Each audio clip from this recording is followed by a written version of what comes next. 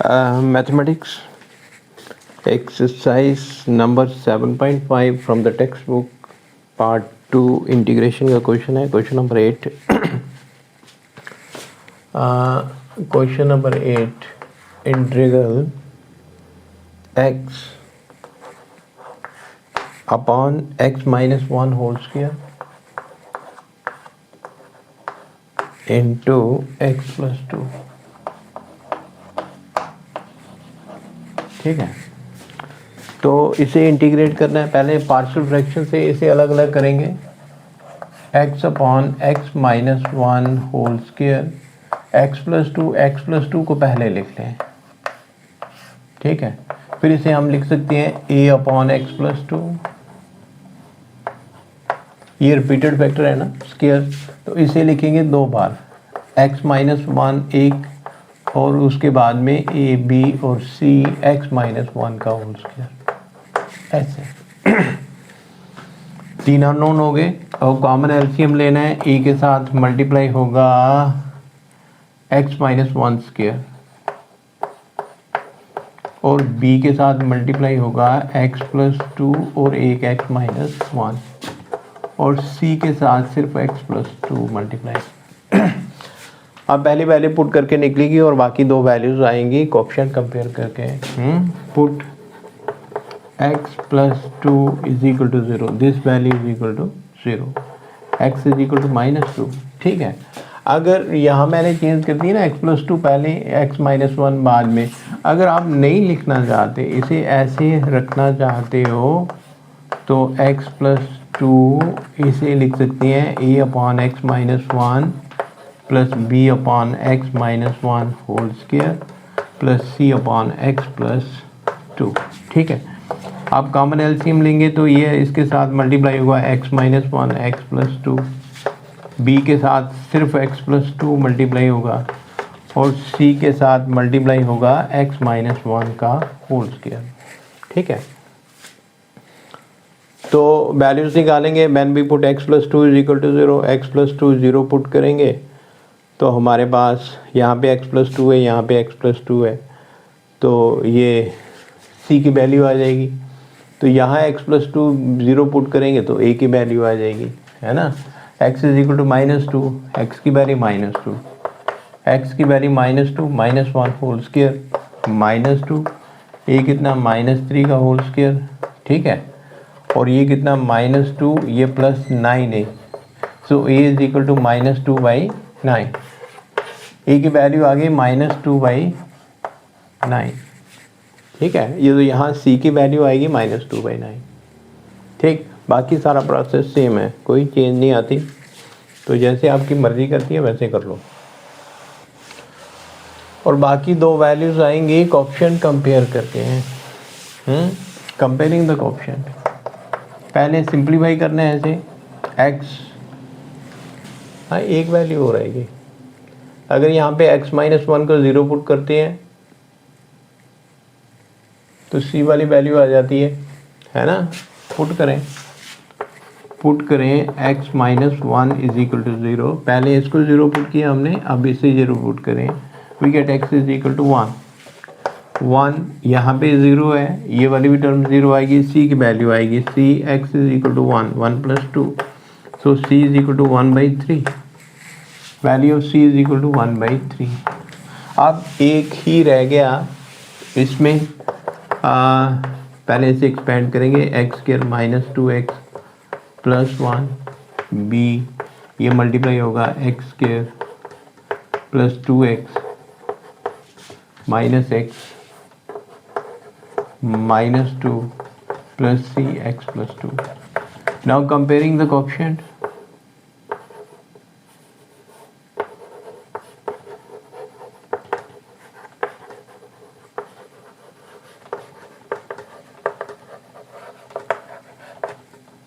Coefficient of x square देखते हैं. X square से अगर वैल्यू आ जाती है तो फिर यहीं पे ख़त्म करते हैं.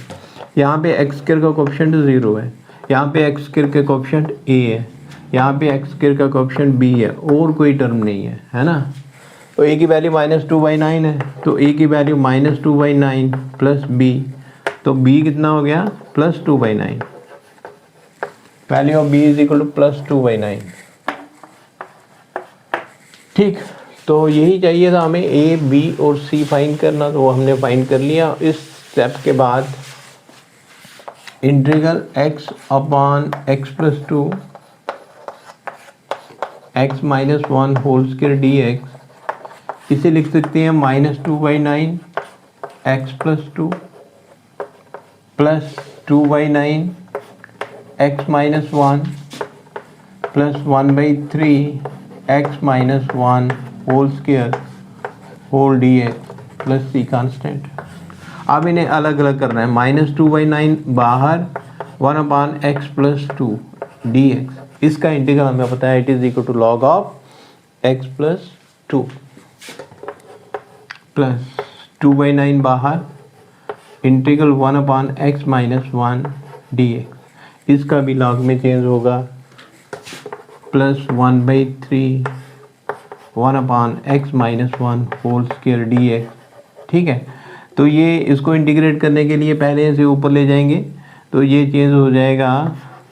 चलो नेक्स्ट स्टेप में करते हैं, -2/9 and it is equal to log of x+2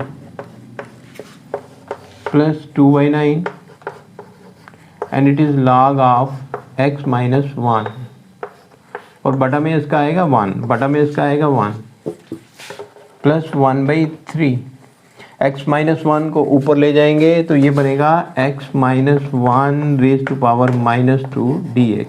जब इसे इंटीग्रेट करेंगे ये बनेगा -2 plus 1 upon -2 plus 1 into x - 1 का डेरिवेटिव 1 प्लस c कांस्टेंट। तो इसका इंटीग्रल हो गया -2/9 log of x+2 plus 2/9 it is log of x - 1। अच्छा, इन सॉल्व करते हैं तो ये -1 बचता है, -1 इसके साथ मल्टीप्लाई होगा -1/3।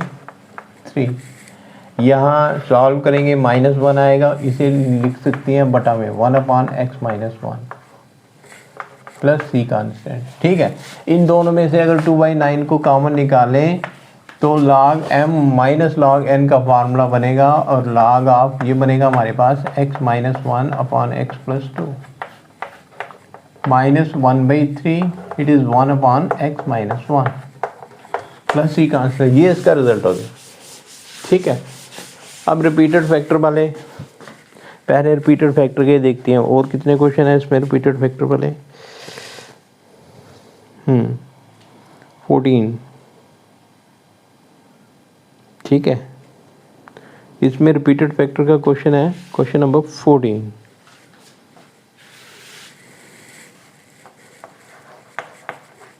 ये करते हैं क्वेश्चन नंबर 14। हाँ,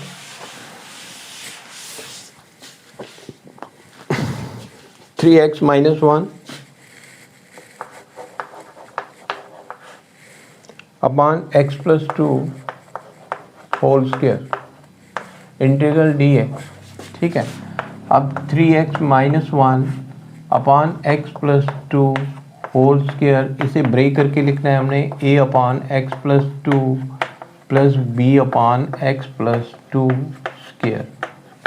कॉमन एलसीएम लेना है, तो कॉमन एलसीएम लेने के बाद जो हमारे पास रिलेशन बचेगा, एक x+2 और b के साथ कोई नंबर मल्टीप्लाई नहीं होगा। पहले हम पुट करेंगे x+2 को 0, पुट करेंगे x+2 is equal to 0, we get x is equal to -2, इसमें पुट करना है in first, we get x is equal to -2 यहाँ पुट करेंगे -1। अच्छा, ये वाली टर्म तो 0 हो गई।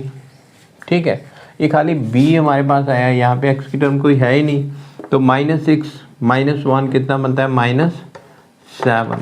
सो we get the value of b is equal to -7। b की वैल्यू कितनी आ गई, -7। अब जो दूसरी वैल्यू आएगी वो आएगी हमारे पास कोएफिशिएंट को कंपेयर करके, तो इसे थोड़ा सा हाँ, सिंप्लीफाई करने की ज़रूरत नहीं है, सीधा ही कोएफिशिएंट कंपेयर करेंगे। Comparing the coefficients coefficient of x only. यहाँ पे एक्स का कोएफिशिएंट कंपेयर करना है हमने, ठीक है। कोएफिशिएंट ऑफ एक्स, यहाँ पे एक्स का कोएफिशिएंट 3 है, यहाँ पे एक्स का कोएफिशिएंट ए है और कोई टर्म नहीं है, so we get a is equal to 3। तो ए की वैल्यू 3 आ गई। अब इन्हें सिंप्लीफाई भी करके देख लेना है कि क्या ये बराबर आता है या नहीं आता है। तो बराबर ही आएगा। अब इसके बाद में इंटीग्रेट करना है, integral 3x minus 1 x plus 2 whole square d x, ठीक है। तो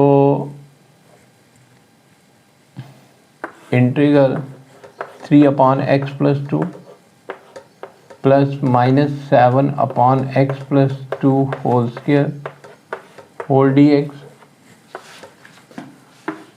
प्लस सी कांस्टेंट। इसे अलग अलग करना है, 3 upon x plus 2 d x plus minus 7 upon x plus 2 whole square d x, c constant. इसका 3 बाहर, 1 अपॉन एक्स प्लस 2 माइनस 7 बाहर, 1 upon x plus 2 whole square d x. अब इसके बाद इसे इंटीग्रेट करना है, तो ये तो हो गया हमारे पास 3 log मॉड में x प्लस 2 बाई 1 माइनस 7। इसे इंटीग्रेट करने के लिए पहले इसे ऊपर लेना पड़ेगा, and minus 2 d x plus c constant, then it is equal to 3 log mod x plus 2 minus 7। इसको इंटीग्रेट करना है, x plus 2 raise to power minus 1 upon minus 1 plus c constant, minus 2 plus 1 mean minus 1, ठीक है। तो 3 log x plus 2 minus minus plus 7 1 upon x plus 2 plus c constant. तो ये इसका result हो गया, ठीक है। अब रिपीटेड फैक्टर का और देखें, यहाँ पे कोई है क्वेश्चन? मेरे ख्याल में लग नहीं रहा कोई क्वेश्चन और होगा।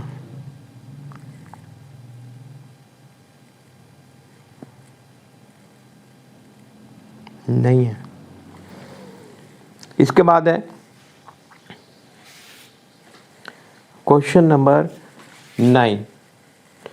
क्वेश्चन नंबर 9 है,